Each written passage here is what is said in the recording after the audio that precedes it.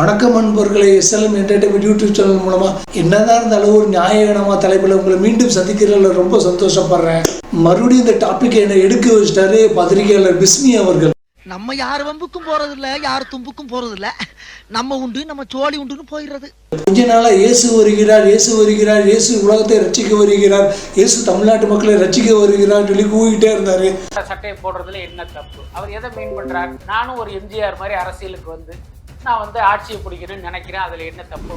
விஜய் விரைவில் அரசியலுக்கு வரணும் அப்படின்னு நான் போட்டதனுடைய அர்த்தம் என்னன்னா, விஜய் 2024 மக்களவை தேர்தலுக்கே அவர் அரசியல் களம் காணணும் அப்படிங்கிறது தான் நான் சொன்ன விஷயம். ரஜினி கமலவே எம்ஜிஆரோட கம்பேர் பண்றதுக்கு என்னோட மனசு ஒத்துக்கிடவே இல்லை. அதனால ரஜினி கமல் அரசியலுக்கு வர்றதை பத்தியே ஆணியை பிடுங்க வேணாங்கிற ஒரு தலைப்பில் ஒரு 2 வருஷத்துக்கு முன்னால் வீடியோ போட்டிருந்தேன். அதனுடைய 2வது பாகம் தான் இது. இப்போ சின்ன எம்ஜிஆரான விஜய்க்கு எம்ஜிஆருக்கு உள்ள ஒற்றுமை வெற்றுமைகள் என்ன, அதைத்தான் இந்த வீடியோவில் அலசி விஜய் அரசியலுக்கு வந்தால் எந்த அளவுக்கு அவரை நம்பலாம் அப்படிங்கிற கேள்விக்கான விடையே பல கிறிஸ்டியை புரட்டி பார்க்கறது மூலமாக நம்ம தெரிஞ்சுக்கலாம். நிகழ்ச்சிக்கு போகிறதுக்கு முன்னாடி நம்ம யூடியூப் சேனலுக்கு சப்ஸ்கிரைப் பண்ணிடுங்க, பக்கத்தில் இருக்கிற பெல்லுக்கான கிளிக் பண்ணிவிடுங்க, உங்கள் நண்பர்களுக்கு சஜஸ்ட் பண்ணுங்கள், ஷேர் பண்ணுங்கள். இப்போ உங்கள் கிறிஸ்டியை புரட்டி பார்ப்போம்.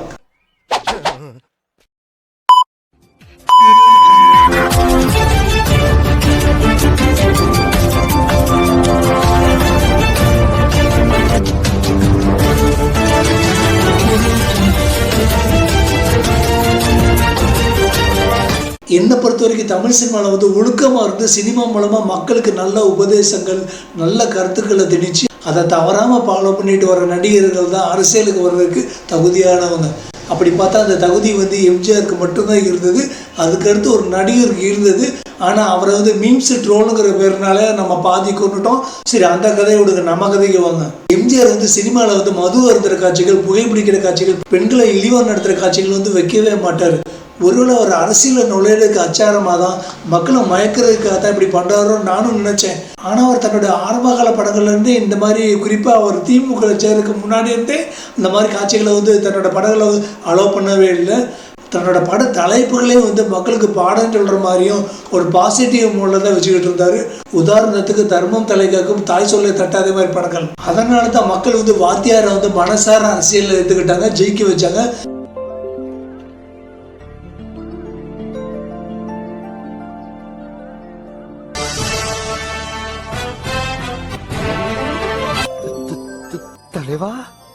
நீங்க ரசிகனா இருக்கிறது எனக்கு உண்மையிலேயே பெருமையா இருக்கு. உன்னால முடிஞ்ச வரைக்கும் ஏழைகளுக்கு உதவி செய். இப்படிப்பட்ட ஏழைங்க சிரிப்புல தான் நாம இறைவனையே காண முடியும். இதில் ஏதாவது ஒன்றாவது விஜய் பண்ணியிருக்காரா?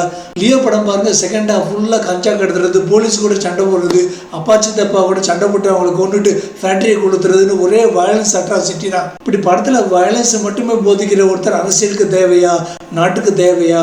ஆனால் எம்ஜிஆரோட படங்களை பாருங்க, எந்த படத்துலையாவது தன்னோட உள்ளங்களை கொடூரமாக கொண்டிருக்காரா?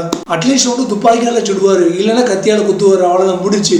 இல்லைன்னா போலீஸில் பிடிச்சி கொடுப்பாரு, இல்லைன்னா மன்னிச்சு விட்டுருவாரு. படம் முடியும் போது எம்ஜிஆர் ஜோடி கூட சேர்ந்து டூயட் ஆடுவார். அப்போ நாகேஷ் ஏதாவது ஜோக் சொல்லுவார், எல்லாரும் சிரிப்பாங்க, சுபம்னு விடுவாங்க, படம் பாசிட்டிவாக முடியும், மக்கள் சந்தோஷமாக வீட்டுக்கு திரும்புவாங்க. விஜய் படங்கள் அப்படியே இருக்கு. என்ன கொடுமை சரவணன். அடுத்து தன்னுடைய சொந்த அப்பாவே அடித்து துரத்துனவர் நாட்டு மக்கள் எப்படி காப்பாற்ற போகிறாரு? தன்னுடைய படம் ஃபுல்லாக சட்டம், நீதி, நியாயம், மக்களுக்கு சட்டத்தை பற்றி புட்டாக கிளாஸ் எடுத்துக்கிட்டு இருந்த ஒரு அப்பா தன்னுடைய மகன் சினிமாவில் வளர்றதுக்காக விட்டு படமாக எடுத்துக்கிட்டு இருந்தார். ஆர்பி சௌத்ரி காலில் பூவே உனக்காக படத்தில் சான்ஸ் எல்லாம் வாங்கி கொடுத்து மகனை ஊரறிஞ்சு நாயகனாக்கினார். அந்த அப்பாவையே கடைசியில் வீட்டுக்கு வர முடியாமல் பட்டார் விஜய். அப்படி விஜய்க்கு அவர் அப்பாவுக்கு என்னதான் பிரச்சனைன்னு ஹிஸ்டரியை புரட்டி பார்ப்போமே. வரலாறு தானே. விஜய்க்கு எஸ்எஸ்சிக்கு ஒரு கோல்டு வார் எப்போ ஸ்டார்ட் ஆச்சுன்னா துப்பாக்கி படத்துல இருந்து தான். துப்பாக்கி படத்தை தனக்கு பிடிச்சதுனால ஏஆர் முருகதாஸை தன்னோட அப்பாட்ட அனுப்பியிருக்காரு விஜய். ஏன்னா என்னதான் விஜய்க்கு கதை பிடிச்சிருந்தாலும் ஓகே சொல்றது அவரோட அப்பா தானே.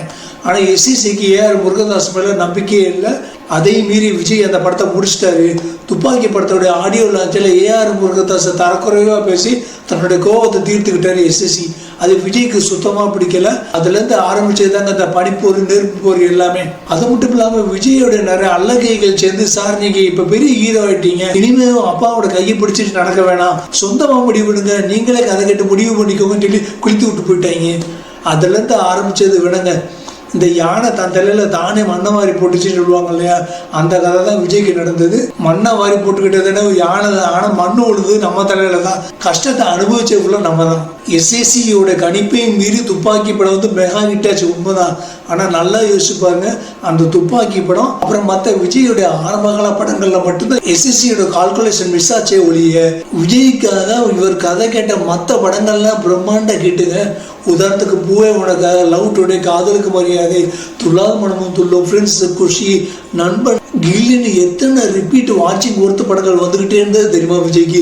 அந்த படங்களை நம்ம மறுபடியும் பார்த்து எப்படிலாம் கொண்டாடணும் தெரியுமா. இந்த படங்களுக்கு இடையில வந்து சில படங்கள் வந்து ஃப்ளாப் ஆனாலும் இந்த மேற்சொன்ன படங்களுடைய வெற்றி தான் வந்து விஜயை வந்து இன்னைக்கு இந்த அளவுக்கு ஒரு மிகப்பெரிய ஸ்டாரா விசுவரம் எடுக்கிறதுக்கு பேஸ்மெண்டா இருந்திருக்கு. அன்னைக்கு 90களில் வந்து விஜயோட போட்டிப்பட்ட டாப் ஸ்டார் பிரசாந்த், பிரபுதேவா, அரவிந்த் சாமி எல்லாம் இவர் ஓவர்டேக் பண்ணி இந்த அளவுக்கு முன்னேற வச்சுக்கிறது இந்த மேற்சொன்ன படங்கள் தான். காரணம், கதை கேட்டது இவரோட அப்பா, ஒரு பெரிய டைரக்டர். இவருடைய ஃபர்ஸ்ட் படம் வந்து ஃப்ளாப். ஆனால் இவர் எடுத்த 2வது படம் வந்து சட்டம் ஓதுகிட்டாரு, ஒரு மெகா ஹிட் படம். இந்த படத்தை வந்து ஹிந்தி, தெலுங்கு, மலையாளம்னு பல மொழியில் ரிமேக் பண்ணாங்க. ஹிந்தியில் வந்து ரஜினி, அமிதாப், மலையாளத்தில் வந்து கமலஹாசன் பெரிய ஸ்டார்லாம் நடிச்சிருந்தாங்க. அந்த அளவுக்கு திறமை வாய்ந்த ஒரு இயக்குனர் கேட்குற கதை வந்து மிஸ் ஆகுமா? இப்படி தன்னுடைய வளர்ச்சிக்காக விட்டு படம்லாம் எடுத்தவராச்சுன்னு கொஞ்சம் கூட யோசிக்காம எப்போ அப்பா வந்து கதைக்குள்ள உள்ளது விஜய் வந்து கழட்டி விட்டாரோ அப்போ விஜய்க்கு பிடிச்சது கிரகம். ஆனால் கஷ்டம் அனுபவிச்சு ஃபுல்லாக 200 ரூபா பணம் கட்டி டிக்கெட் வாங்கின நம்ம தான். கத்தி மட்டும்தாங்க நல்லா இருந்தது. மற்ற ஜில்லா, தலைவா, புலி, பைரவா, சர்க்கார், மெர்சல், தெரி, பிகில், பீஸ்ட், லியோ, பெருசா போய்கிட்டு இருக்கு. இல்ல இந்த ஒரு படத்தோட முடிச்சுக்கிறேன். வாரிசு படம்லாம் நமக்கு வாய்ச்சி 7.5 சனிங்க. இடையில மாஸ்டர் படம் மட்டும் விஜய் கதை கேட்கும் போது எஸ்எஸ்சி ஒளிஞ்சிருந்து கதை கேட்டாரான்னு தெரியல, ஓரளவுக்கு தேர்ச்சி அந்த படம்.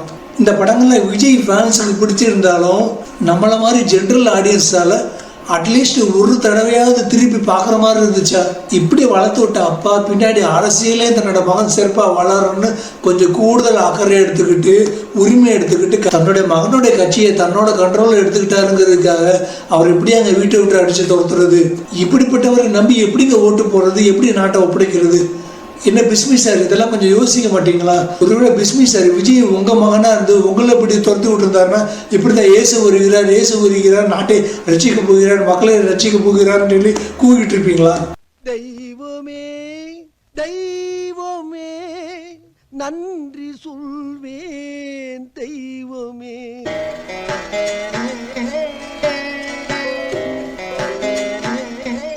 குழந்தைசாமி 7 மணிக்கு அப்படி அப்பனா இவனா? அரசியல்ல சொந்தமா கட்சி ஆரம்பிக்கிறதுக்கு முன்னாடியும் அரசியல்ல கொஞ்சமாவது அனுபவம் வேணும். விஜய், ரஜினி, கமலுக்கு எல்லாம் இதுல ஏதாவது முன் அனுபவம் இருக்கா? எம்ஜிஆர் ஆரம்பத்துல காங்கிரஸ் அனுதாபியா இருந்து அண்ணாவால கவரப்பட்டு திமுகல சேர்த்து கடுமையா உழைச்சாரு, ஊரா போய் பிரச்சாரம் பண்ணாரு. அவரும் வளர்ந்தாரு, அவருடைய சினிமா செல்வாக்குனால திமுக வளர்ந்தது. என்னதான் பெரியார், அண்ணா, கருணாநிதியெல்லாம் திமுகல இருந்தாலும் அந்த கட்சி வளர்ந்ததுக்கு காரணமே எம்ஜிஆர் தான். எம்ஜிஆர் இல்லைன்னா திமுகவும் இல்லை, அதிமுகவும் இல்லை. இதுதாங்க உண்மை. கட்சியில உண்மையா உழைச்சாலும் நேர்மையா இருந்தாரு. கட்சி தலைமையிட்டே போய் வரவு செலவு கணக்கு கேட்டாரு, பின்னால கட்சியை விட்டு நீக்கப்பட்டாரு, புது கட்சி தொடங்கினாரு, மக்கள் ஆதரவுனால ஜெயிச்சாரு. ஏன்? மக்கள் அவரை நம்பி ஜெயிக்க வச்சாங்க. இவர் சினிமாவில் வர்ற மாதிரியே கரெக்டாக இருப்பார், நேர்மையாக இருப்பார், தாய் குலங்களை மதிப்பாருன்னு நம்பினாங்க, அதனால் ஜெயிச்சார். இல்லைன்னா எம்ஜிஆர் ஜெயிக்கிறதும் கஷ்டம்தான். அதுலேயும் அன்னைக்கு இருந்த திமுகவோட அட்ராசிட்டியை மீறி ஜெயிக்கிறது ரொம்ப ரொம்ப கஷ்டம். அப்படி ஜெயிச்சு வந்த பிறகும் மக்களுடைய வாக்குறுதிகளை வந்து காத்துல விடாம முடிஞ்ச அளவுக்கு தான் கொடுத்த வாக்குறுதிகளை வந்து நிறைவேற்றினாரு. மக்கள் தன் மேல வச்சிருந்த நம்பிக்கையை வந்து முடிஞ்ச அளவுக்கு காப்பாத்தினாரு. காமராஜருக்கு அடுத்து சிறந்த முதல்வர்னு பேர் வாங்கினாரு. முக்கியமாக மக்களுக்கு வந்து வாரி வழங்கினாரு. சில பேரை வைக்க வேண்டிய இடத்துல வச்சாரு, சில பேரை கவனிக்க வேண்டிய இடத்துல கவனிச்சாரு. அதெல்லாம் அரசியல் எல்லாரும் செய்யக்கூடியதான். அந்த நேரத்தில் திமுக மாதிரி பெரிய கட்சிகள் கொடுத்த அட்ராசிட்டி, டார்ச்சர்கள் எல்லாத்தையும் தைரியமாக எதிர்த்து நின்று தன்னோட கட்சியை நடத்தி, அதே நேரத்தில் சினிமாவிலையும் நடிச்சுக்கிட்டு மக்களோட ஆதரவையும் பெற்று பின்னால் முதல்வர் ஆனவர் தான் எம்ஜிஆர். இதெல்லாம் விஜயால பண்ண முடியுமாங்க? சர்க்கார் படம் வந்தப்ப ஆளுங்கட்சி ஒரு சவுண்டு விட்டவுடனே அரண்டு போய் அம்மா கொடுத்த இலவச மிக்சி கிரைண்டர் எல்லாம் தீயில எரிக்கிற சீனெல்லாம் கட் பண்ணவங்க தானே இந்த விஜய் குரூப்பு. அதே மாதிரி தலைவான்னு ஒரு படம் வரும்போது டைம் டு லீடு கேப்ஷனுக்கு பிரச்சனை வந்த உடனே அம்மா காலில் விழுந்து சரண்டர் ஆகி அந்த படத்தை ரிலீஸ் பண்ண வச்சவங்க தானே இந்த அனில் குரூப். இவற்றெல்லாமே இந்த தைரியத்தை எதிர்பார்க்க முடியுமாங்க? ரஜினி கமலே இந்த விஷயத்துல எம்ஜிஆர் பக்கத்துல கூட வர முடியாது. அப்புறம் விஜய்லாம் என்னங்க, முதல்ல பஞ்சாயத்து எலெக்ஷன்ல வார்டு கவுன்சிலராக நின்று ஜெயிச்சு மக்கள் கூட நின்று சேவை பண்ணிட்டு அப்புறம் பெரிய பதவிக்கு வரட்டும், எடுத்தோட முதல்வரான்னு ஆசைப்பட்டா எப்படிங்க? லைட்டே வேணுமா? ஆமாங்க. இந்த பந்தெல்லாம் கொளுத்தி கூடாதுங்க. பந்தமா? ஆஹா, அதெல்லாம் ஒண்ணு வேண்டாங்க. எம்ஜிஆருக்கு இப்படி வக்காலத்து வாங்குறீ, எம்ஜிஆர் வந்து பெண்கள் விஷயத்துல எப்படின்னு உனக்கு தெரியாதான்னு உங்கள சில பேர் கேட்கலாம். அந்த சில பேருக்கு நான் சொல்ற ஒரே பதில் என்னன்னா, சினிமா ஃபீல்டுல ஒழுக்கமானவனை தேடி கண்டுபிடிக்கிறதும் பாகிஸ்தான்ல மொட்டையை அடிச்சு சந்தனம் பூசுறவனை கண்டுபிடிக்கிறதும் ஒண்ணுதான். ரெண்டுமே முடியாத காரியம். எங்க போறீங்க? சந்தைக்கு. நானும் வரட்டுமா? பச்சை மண்ணுப்பா நீ. நான் ஏற்கனவே சொல்லியிருக்கேன்ல, இது ரத்த பூமின்னு. உனக்காண்டி வீட்டுல பொம்மை காரு, பொம்மை ரயிலு, ரிமோட் பிளேன் எல்லாம் வாங்கி வச்சிருக்கேன். உட்காந்து கல்ல கல்ல கல்ல கல்ல விளையாண்டுக்கிட்டு சொன்னதை சமத்தா கேட்டுக்கிட்டீங்கன்னா வரும்போது குச்சி மிட்டாயும் குருவி ரொட்டியும் வாங்கிட்டு வருவேன். ஓகே. அடுத்து எம்ஜிஆர் கிட்ட இருக்கிற முக்கியமான நல்ல விஷயம் செய் நன்றி மறவாமை. தான் கஷ்டப்பட்ட காலத்துல தனக்கு உதவுனவங்க, தனக்கு சாப்பாடு போட்டவங்க எல்லாம் எங்க இருக்காங்கன்னு தேடி போய் கண்டுபிடிச்சு ஹெல்ப் பண்ணுவார் எம்ஜிஆர். உதாரணத்துக்கு ஒரு சம்பவம் மட்டும் சொல்றேன். எம்ஜிஆர் வந்து சாப்பாடுக்கு கஷ்டப்பட்டப்ப சின்னப்ப தேவர் தான் எம்ஜிஆருக்கு அரிசியெல்லாம் கொண்டு வந்து கொடுப்பாராம். அதை மறக்காம எம்ஜிஆர் சின்னப்ப தேவருக்கு வந்து நிறைய படங்கள் செய்து கொடுத்து வர பணக்காரனாக்கினாரு. அதை விட வேற சில உதாரணங்கள் சொல்றேன் பாருங்க. தன்னுடைய எதிர் டீமுக்கே ஹெல்ப் பண்ணவர் வந்து எம்ஜிஆர். சிவாஜியை வச்சு படம் எடுத்து நஷ்டப்பட்டு போன இயக்குனர் வந்து ஸ்ரீதர். அவர் சிவாஜியோடைய ஆஸ்தான இயக்குனராச்சேன்னு யோசிக்காம அவருடைய திறமையை மதிச்சு உடனே உரிமை குரல் படம் நடிச்சு கொடுத்து ஸ்ரீதரை வந்து கடல்ல இருந்து மீட்டு எடுத்தவர் தான் எம்ஜிஆர். அதே மாதிரி சிவாஜி நடிச்ச கர்ணன் படத்தை இயக்குனவர் PR பந்துலு. சிவாஜியோட கர்ணன் படம், எம்ஜிஆருடைய வேட்டைக்கார படம் வந்து ஒரே நாளில் ரிலீஸ் ஆக போகுது. வேட்டைக்காரன் வந்து ஒரு பிளாக் அண்ட் ஒயிட் படம், ஆனால் கர்ணன் வந்து கலர் பிளஸ் சினிமாஸ்கோப் படம். வேட்டைக்காரனை விட அதிக பட்ஜெட்ல எடுக்கப்பட்ட படம் தான் கர்ணன். ஆனால் அந்த படம் ரிலீஸ் ஆகிற அன்னைக்கு வேட்டைக்காரன் படம் ரிலீஸ் ஆச்சுன்னா கர்ணனுக்கு வர்ற ஆடியன்ஸ் வந்து குறைஞ்சிடுவாங்கன்னு PR பந்துலு பதறி போய் எம்ஜிஆர் போய் பேசுறாரு. எம்ஜிஆர் கர்ணன் படத்தை பார்த்துட்டு பிரமிச்சு போயிடுறாரு. ஆனால் எம்ஜிஆர் என்ன சொல்லிடுறாருன்னா, வேட்டைக்காரன் வந்து கண்டிப்பாக அதே தேதியில தான் ரிலீஸ் பண்ணுறோம், ஏன்னா தியேட்டர்காரங்களுக்கு வந்து வாக்கு கொடுத்தாச்சு, இனிமேல் மாற்ற முடியாது, மன்னிச்சுக்கோங்க. ஆனால் கர்ணன் படம் வந்து சூப்பராக இருக்குது, அந்த படமும் நல்லா ஓடும், பயப்படாதீங்கன்னு வாக்கு கொடுத்து அனுப்புகிறாரு எம்ஜிஆர். ஆனால் மக்கள் வந்து கமர்ஷியல் சினிமாவான வேட்டைக்காரனுக்கே அதிக முக்கியத்துவம் கொடுத்ததுனால வேட்டைக்காரன் படம் சூப்பராக ஓடிச்சு. கர்ணன் படம் வந்து ஃப்ளாப். PR பந்தலுக்கு ரொம்ப நஷ்டம். இதை கேட்டவுடனே எம்ஜிஆர் பதறி போய் உடனே PR பந்தலுக்கு உடனே செஞ்சு கொடுத்த படம் தான் 1001. இந்த படம் வந்து சூப்பர் டூப்பர் ஹிட் ஆகி பந்தலுக்கு வந்து ரொம்ப லாபம் கொடுத்தது. பாருங்க, இன்னைக்கு விஜய்லாம் இந்த மாதிரி பண்ணுவாரா? இதில் பாருங்க, இன்னைக்கு விஜயால நஷ்டப்பட்ட நெல்சன் திலீப் குமார், லோகேஷ் கனகராஜுக்கெல்லாம் ரஜினி எப்படி வாழ்வு கொடுக்குறாரோ அதே மாதிரி தான் அன்னைக்கு சிவாஜியால நஷ்டப்பட்டவங்களுக்கு எம்ஜிஆர் வந்து வாழ்க்கை கொடுத்துக்கிட்டு இருந்தாரு. இப்படி விஜய் சினிமாவில் ஏதாவது பண்ணியிருப்பாரா? நான் வளர்த்து விட்ட விஜயகாந்த் பின்னாடி நோயில விழுந்தப்போ ஒரு நாளாவது போய் பார்த்துருக்காரா? இன்னைக்கு விஜய்னு ஒரு நடிகர் இருக்காரு நமக்கு தெரியறதுக்கு காரணமே விஜயகாந்த் தான். அப்படி தனக்கு வாழ்க்கை கொடுத்த விஜயகாந்தோட பையன்கள் நாயகனா நடிச்ச ஒரு படத்துக்கு கேமியா ரோல் பண்றதுக்காக விஜய் கூப்பிட்டாங்க. அப்பவும் போல சரி, அந்த படத்தோட ஆடியோ லான்ச்சுக்கோ எதுக்கோ விஜய் கூப்பிட்டுருக்காங்க, அதுக்காவது போயிருக்கணுமா இல்லையா? இப்படி தன்னை வளர்த்த ஆளாக்கினவராச்சேன்னு நன்றி உணர்வே இல்லாம சும்மா கேப்டன் இறந்தப்ப மட்டும் போய் பாத்திராக மட்டும் வந்துருமா? இல்ல இவரை நம்பி ஓட்டு போட போற இழிச்சவாய் தமிழ் மக்களை காப்பாத்துற பொறுப்புணர்ச்சியாக வந்துருமா? இதெல்லாம் யோசிச்சு பாருங்க பிஸ்மி சார். அரசியல்ல இதெல்லாம் சாதாரணமாப்பா. அடுத்து நட்புணர்வு. இதுல எம்ஜிஆர் தான் சின்ன எம்ஜிஆரோட கம்பேர் பண்ண போறேன். எம்ஜிஆர் சிவாஜி என்னதான் போட்டி நடிகர்களா இருந்தாலும், இவர்களுடைய ரசிகர்கள் என்னதான் அடிச்சுக்கிட்டாலும் இவங்க 2 பேரும் ரொம்ப நட்பா பாசமா தான் இருந்தாங்க. சிவாஜி வீட்டில் வைக்கிற மீன் குழம்பு அதோட சூடு ஆறுறதுக்குள்ள சிவாஜிக்கு போகுதோ இல்லையோ முதல்ல எம்ஜிஆருக்கு தான் போகும். எம்ஜிஆருடைய அம்மா சத்யா எம்ஜிஆருக்கு முன்னாடி சிவாஜியை சாப்பிட வைக்கிறதும், பிரபு வந்து எம்ஜிஆர் வந்து பெரியப்பா முறை வச்சு உறவு கொண்டாடுறதுன்னு எல்லா நாளும் அவங்க வீட்டில் கார்த்திகை கொண்டாடிக்கிட்டு இருந்தாங்க. பட வாய்ப்புகளை வந்து ஷேர் பண்ணிக்கிட்டு இருந்தாங்க எம்ஜிஆர் சிவாஜி. அன்னைக்கு மலைக்கல்லம் பட வாய்ப்பு முதல்ல சிவாஜிக்கு தான் வந்தது.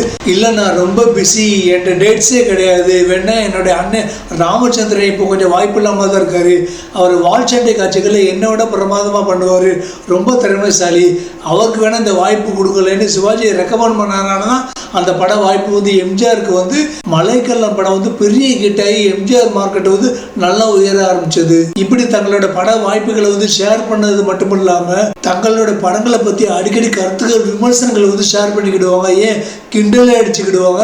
இதில் சிவாஜிக்கு வந்து வாய் துடுக்கு நக்கல் வந்து கொஞ்சம் ஜாஸ்தி. எம்ஜிஆர் வந்து அந்தமான் கைதி படத்துல சிவாஜி மாதிரி ஒரு வித்தியாசமான கதாபாத்திரத்தில் நடிச்சிருப்பாரு. இதை வந்து சிவாஜி வந்து என்ன ராமச்சந்திரன் வித்தியாசமாக நடிக்க ஆரம்பிச்சிருக்கீங்க, அது நல்லா இல்லை, வழக்கம் போல நீங்க வந்து வால் சட்டை போட்டு நடிக்கணும், அதானே உங்களுக்கு செட் ஆகும், அந்த மாதிரி ட்ரை பண்ணாங்க. நிறைய பேர் முன்னால கிண்டலாக சொல்லியிருக்காரு. இதை கேட்டு எம்ஜிஆர் முகம் சுருங்கி போய் பக்கத்தில் உள்ளவட்ட பாத்தியப்பா தம்பி கணேசன் எப்படிலாம் என்னை கிண்டல் அடிக்கிறது பாருன்னு வருத்தத்தோடு சொல்லியிருக்காரு. ஆனால் பின்னால் மறந்துட்டாரு எம்ஜிஆர். சிவாஜியோட நடிப்பு திறமையை பாராட்டிக்கிட்டே இருந்திருக்காரு. ஆனால் அப்பப்போ சிவாஜியோட சிறந்த நடிகர் முத்துராமன் தானே சைக்கிள் கேப்பில் கவுண்டர் கொடுத்துக்கிட்டே இருந்தார் எம்ஜிஆர். எம்ஜிஆரை வச்சே படம் எடுக்கிற தன்னுடைய இனத்தை சேர்ந்தவரான சின்னப்ப தேவரை சிவாஜி என்றைக்குமே முறைச்சிக்கிட்டதே கிடையாது. அதே மாதிரி சிவாஜியை வச்சு படம் எடுக்கிற தன்னோட நெருங்கிய நண்பர் பாலாஜி, அதாவது நடிகர் மோகன்லாலுடைய மாமனாரான பாலாஜி எம்ஜிஆர் வந்து பகச்சுக்கிட்டதே கிடையாது. ஒரு சமயம் சிவாஜி வந்து அமெரிக்க பூங்காவுக்கு யானை குட்டியை பரிசா கொடுத்தாரு. அதை பாராட்டி அப்ப இருந்த அமெரிக்க அதிபர் கென்னடி சிவாஜிக்கு அமெரிக்காவில் விழா எடுத்தப்ப சிவாஜி அதில் பங்கெடுத்துக்கிட்டு அமெரிக்காவிலேருந்து திரும்பி வரும்போது முதல் ஆளாக ஏர்போர்ட்ல நின்று மாலை போட்டு வரவேற்றதே எம்ஜிஆர் தான். வெளிநாட்டு பயணிகள் கலாச்சார பண்பாட்டு நிமித்தமாக தமிழ்நாட்டுக்கு சுற்றுலா வந்தப்ப அவங்களுக்கு தன்னுடைய படத்துக்கு பதிலாக சிவாஜியோட தில்லானா மோனாமல் படத்தை திரையிட செய்தது எம்ஜிஆர் தான். தன்னுடைய இறக்கும் தருவாயில் அமெரிக்க மருத்துவமனையில் தன்னை பார்க்க சிவாஜியை மட்டும் பார்க்க அனுமதிச்சது எம்ஜிஆர் தான். இந்த அளவுக்கு விஜய் தன்னுடைய சினிமா மேட்டுகளோட நட்புணர்வோடு இருப்பாரா? அஜித்தை வளர விடக்கூடாதுன்னு விஜயும் அவரோட அப்பாவும் எப்படிலாம் பாடுபட்டிருப்பாங்க தெரியுமா? ஒரு நல்ல டைரக்டரே இப்படி தன்னுடைய மகனுடைய போட்டி நடிகர்கள் வளரக்கூடாதுன்னு அவங்கள ஹீரோவை வச்சு வாலண்டியராக ஒரு ஃப்ளாப் படத்தை இயக்க வச்சவர் தானே விஜய். அவளை ஏன் இவருடைய தம்பி முறையான விக்ராந்தை என்னைக்காவது இவர் வந்து வளர விட்டுருக்காரா? தன்னுடைய ஒரு படத்துலையாவது நடிக்க வாய்ப்பு கொடுத்துருக்காரா? அப்படியே விஜய் மாதிரி இருக்கிறதுனால விஜய்க்கு கண்டிப்பாக போட்டியாக வந்துடுவாருன்னு அப்படியே விக்ராந்தை வந்து வளர விடாம பண்ணிட்டாங்களே. இத்தனைக்கு இவர் தம்பி விக்ராந்த் வந்து ஒரு நல்ல திறமையான நடிகர் தான். உதாரணத்துக்கு பாண்டிய நாடு கோரிப்பாளையங்கள் படங்கள் பார்த்தீங்கன்னா தெரியும். இப்போ பாருங்க, இந்த கோட்டு படத்துல விஜய்க்கு பிரசாந்துக்கு வாக்கியா வரப்பு தகராறு வந்திருக்கு. இப்படி தன்னுடைய சக நடிகர் நண்பர்களோட இணக்கமா இல்லாதவர் எப்படி மக்களோட இணக்கமா பழகுவாரு? அப்பப்போ பிறந்த நாளுக்கு மட்டும் ஒரு ஃபங்க்ஷன் நடத்தி சகுனி படத்தில் வர்ற மாதிரி சின்ன பசங்களுக்கு பேட்டு கொடுத்து உஷார் பண்ணுற மாதிரி மாணவ மாணவிகளுக்கு வந்து பரிசு கொடுக்குறங்கிற பேரில் இந்த சின்ன மீனை போட்டு பெரிய மீனை இழுத்துக்கிட்டு இருக்காரு விஜய். இதெல்லாம் மக்களுக்கு புரிஞ்சா சரி. பிஸ்மி சார், உங்களுக்காவது புரியுதா? என்ன இருந்தாலும் ஒரு நியாயம் வேணுமா சார்? ஆதாரித்தனம் பண்ணாலும் நாசுக்கா பண்ணணும்டா. ஆனா நம்ம பண்றது 4 பேருக்கு புரியப்படாது, தெரியப்படாது. அரசியலுக்கு வர்றவங்க முதல்ல வாயை திறந்து நல்லா பேசணும். இங்க கதை அப்படியே இருக்கு. ஒரு வார்த்தை பேசுறதுக்கு 9 ரூபா கேட்கிறாரு விஜய். காமராஜர் சின்ன வயசுலேயே தன்னுடைய எளிமையான பாஷையினால மக்களுக்கு சுதந்திரத்தோட அருமையை புரிய வச்சு அவங்க மனசுல சுதந்திர வேட்கையை உண்டு பண்ணது மட்டும் இல்லாம அந்த எளிமையான பேச்சு திறமையினாலதான் பின்னால தமிழக காங்கிரஸ் தலைவர், தமிழக முதல்வர்னு பெரிய பதவிகளை வகிச்சது காமராஜர். அடுத்து வந்து அண்ணாவோ மாதமோ சித்திரை, மணியோ பத்திரை, மக்கள் ஆழ்ந்திருப்பது நித்திரை, எனக்கு இடுவீர் மறக்காத முத்திரைன்னு டைமிங்கா ரைமிங்கா பேசி மக்களை கவர்ந்தாரு. அடுத்து வந்து கருணாநிதி எம்ஜிஆரும் அப்படித்தான் மக்களுக்கு பிடிச்ச மாதிரி பேசி பேசி தான் ஆட்சியை பிடிச்சாங்க. பின்னால வந்து வைகோ, திருமாவளவன், ஏன் இப்போ வந்து சீமான்லாம் ஓட்டு சேர்த்தாங்களோ இல்லையோ கூட்டத்துக்கு ஆள் சேர்த்தாங்க. ஏன் நம்ம அம்மாவே பாருங்க, செய்வீர்களா செய்வீர்களான்னு ஒரு வார்த்தையை வச்சு 2016 ஆட்சியை பிடிச்சு 10 வருஷமா ஆட்சியில் உட்காந்துருந்தாங்க இறந்த பிறகு. இதுல 1% விஜய் பேசுவாரா? வாய்ப்பில்லை ராஜா. 2011 கலைஞருக்கு ஒரு விழா எடுத்தாங்க. அப்ப ரஜினி கமல்லாம் சங்கி மங்கி மாதிரி சும்மா உட்காந்துட்டு இருக்கும் போது இவருடைய பங்காளியான அஜித் ஐயா வர சொல்லி கட்டாயப்படுத்துறாங்க ஐயான்னு ஒரு சவுண்டாவது விட்டாரு அந்த ஃபங்க்ஷன்ல. தன் பங்குக்கு விஜய் தன்னுடைய அங்காளி பங்காளிக்கு சப்போர்ட் பண்ணி ஏதாவது ஒரு வார்த்தையாவது சொன்னாரா? சரி, 2016 இருந்து நம்ம நாடு எத்தனையோ விதமான பிரச்சனைகளை சந்திச்சிருக்கு. பண மதிப்பிழப்பு பிரச்சனை, ஜல்லிக்கட்டு பிரச்சனை, தூத்துக்குடி ஸ்டெர்லைட் ஆலை போராட்டம், கொரோனா பேண்டமிக், எத்தனை விதமான பிரச்சனைகள். இதுல எதுக்காவது ஒண்ணுக்காவது விஜய் வாயை திறந்து அரசுக்கு எதிர்ப்பு தெரிவிக்கிற மாதிரியோ அல்லது மக்களுக்கு ஆறுதல் சொல்ற மாதிரியோ ஏதாவது ஒரு வார்த்தையாவது வாயை திறந்து பேசியிருக்காரா? இல்ல ரஜினி மாதிரி ஒரு லூஸ் டாக்கோ இல்ல கமல் மாதிரி புரியாத மாதிரி ஏதாவது ஒரு பாஷையிலாவது பேசுறாரா? இல்ல மக்கள் பிரச்சனையை விடுங்க, தன்னுடைய சினிமா சம்பந்தப்பட்ட விழால மட்டும் 3 மணி நேரம் உட்காந்து மனப்பாடம் பண்ணிட்டு வந்து பேசுறதோடு சரி. மற்ற எத்தனையோ ஜோ, இருகப்பட்டு, சித்தா, பார்க்கிங் மாதிரி நல்ல படங்கள் வருது. அந்த படங்களை பத்தி பாராட்டி பேசுவோமே. அட்லீஸ்ட் அந்த பட கலைஞர்களையாவது ரஜினி மாதிரி போன்லயோ இல்ல வீட்டுக்கு வரவழைச்சோ பேசணும்னு தோணுதா இவருக்கு? ஓஹோ, தண்டச்சோரா. என்ன லுக் மொத்தத்துல ரஜினிட்டு வர்றது வந்து லூஸ் டாக், நேரத்துக்கு ஒண்ணு பேசும். கமல்கிட்ட இருந்து வர்றது வேஸ்ட் டாக், ஒரு பழைய டிவி பொட்டியை உடைக்கிறதுக்கு மட்டும்தான் யூஸ் ஆகும். விஜய்கிட்ட வர்றது நோ டாக், இதுக்கு மேல சொல்றதுக்கு ஒண்ணுமே இல்லை. Stop talk, close talk. இப்போ நான் தான் அடுத்த எம்ஜிஆர் நினைச்சுக்கிட்டு இந்த ரஜினி, கமல், விஜய் மாதிரி நடிகர்கள் ஸ்ட்ரெயிட்டா முதல்வர் பதவிக்கு ஆசைப்பட்டு உங்க வீட்டு கேட்டுக்கு வந்து ஓட்டு கேட்டு நீங்க ஓட்டு போட்டீங்கன்னா அப்புறம் தமிழ்நாட்டை அந்த ஆண்டவனால கூட காப்பாற்ற முடியாதுன்னு ரஜினி மாதிரியே சொல்லி முடிச்சுக்கிறேன். இந்த நிகழ்ச்சி பிடிச்சிருந்தா லைக் பண்ணுங்க, நம்ம யூடியூப் சேனலுக்கு சப்ஸ்கிரைப் பண்ணுங்க, பக்கத்துல பெல் ஐக்கானை கிளிக் பண்ணுங்க, உங்க நண்பர்களுக்கு சஜஸ்ட் பண்ணுங்க, ஷேர் பண்ணுங்க. மீண்டும் இதே மாதிரி ஒரு நிகழ்ச்சியில் உங்களை சந்திக்கும் வரை உங்களிடமிருந்து விடைபெறுவது உங்கள் எஸ்எல்லாம்.